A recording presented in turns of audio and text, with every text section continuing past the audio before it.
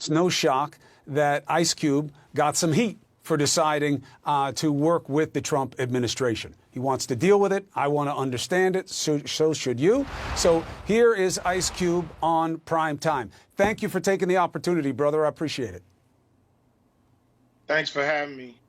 Chris, your lead-ins are a little misleading. How so? Well, the Platinum Plan is not my plan. I came up with the Contract with Black America, and I didn't run to go work with any campaign. Both campaigns contacted me. Both campaigns wanted to talk to me about the Contract with Black America. One campaign said, we love what you have, but let's really dig into it after the election. And one campaign said, we love what you have. Do you mind talking to us about it? And that's what I did. So I didn't run to nobody. And so that was real misleading to me. Well, I didn't say you ran to anybody. I said that you had taken a pivot. Well, you said I ran over to the Trump team instead of the Biden team. That's just not true. Well, but you are working with the Trump team instead of the Biden team, and people are giving you heat for it. What do you say to them? Well, I'm willing to work with both teams, but I'm just working with whoever is willing to work with me. So the Trump campaign came to me and asked me to explain to them some of the Contract with Black America. That's what I did. I'm not playing no more of these games, these political games. We're not part of a team.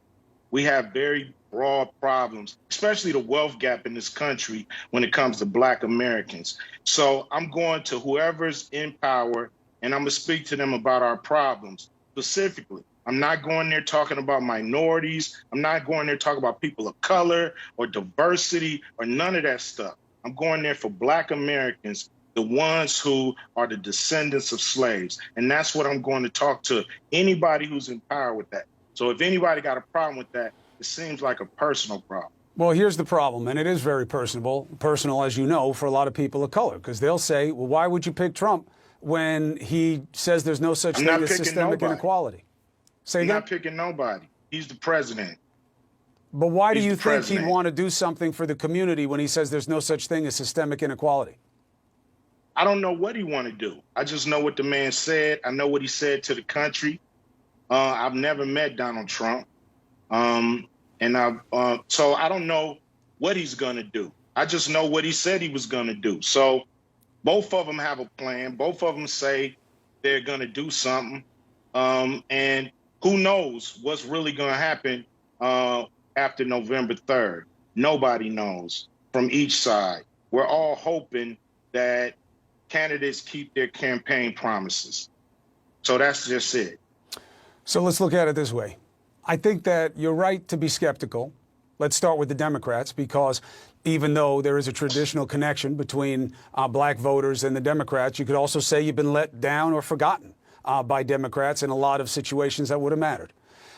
Then you say, all right, so then what makes one side better than the other? That's where you get in trouble, which is, do you really think that Donald Trump can be trusted as much as you could trust Joe Biden? I don't think I'm not trusting any of them. I'm just going by action.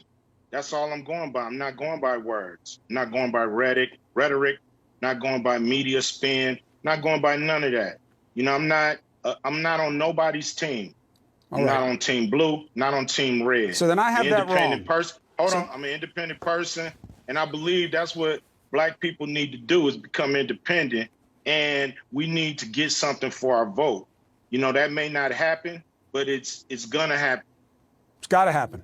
It's got to happen. Nothing changes if nothing changes. Look, if I had brought you here to fight with you, you would have known it. What I'm saying is, I think I did get it wrong, and I want to make sure I get it right. So saying you're working with the Trump team is wrong. What you did was, when they asked to talk to you about it, you said yes. If Biden had asked to talk to you about it now, you would have gone to them the same way. It's not about you choosing anything. It's you working with everybody who's got a chance of doing anything.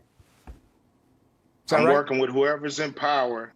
Yeah, I'll work with both. Whoever's in power, I'm going to work with. So whoever wins, they'll hear from me. Okay, so I'm glad you came to clear it up. So Ice Cube is not with the Trump campaign. He's just given his ideas, and anybody who wants to do something with them, fine. Do you believe they are doing anything with your ideas? I believe, they looked at the contract with Black America and they updated their plan, but it's their plan. I have my plan. My plan is broad. It goes beyond the public sector. It goes into the private sector, banks, even the movie industry. So we got to deal with a lot of different, companies, corporations, and even government when it comes to solving this problem. I believe it's a bipartisan problem. I believe it's a bipartisan problem when it comes to the issues, when it comes to blacks in America and what's going on. It's not a Democrat problem. It's not for them to solve. It's not for the Republicans to solve. It's for both of them to solve. They do it when it comes to debt ceiling. They do it when it comes to getting us in wars. They seem to come together when it's something that really affects America. And I don't think nothing affects America more than the situation that Black Americans find ourselves in. This country is coming apart at the seams, and it's not going to come together after January 3rd, no matter who's the president, unless we deal with this wealth gap. You have the economics. All of it extends from poverty, which is an extension of opportunity, which is an extension of a system that doesn't give equal opportunity, and you see it everywhere. Hiring, education, finance, all of it. So acutely, we've been looking at what happens when policing goes wrong in communities. It doesn't give you concern that the president has handled police violence the way he has in terms of his commitment to work on any of the issues that you think are important? We've been dealing with police violence in this country from day one. So police violence is just part of our life here. So, the thing is this, once we get some capital, we'll be treated better. This is a capitalistic society. True. And if you ain't got no money, you see how people get treated on the streets when they ain't got no money. Not just money, wealth. Wealth. You got to be able to build up wealth within the community. Yeah, to put it in greater terms. But, at the bottom line is, dollars bring dignity.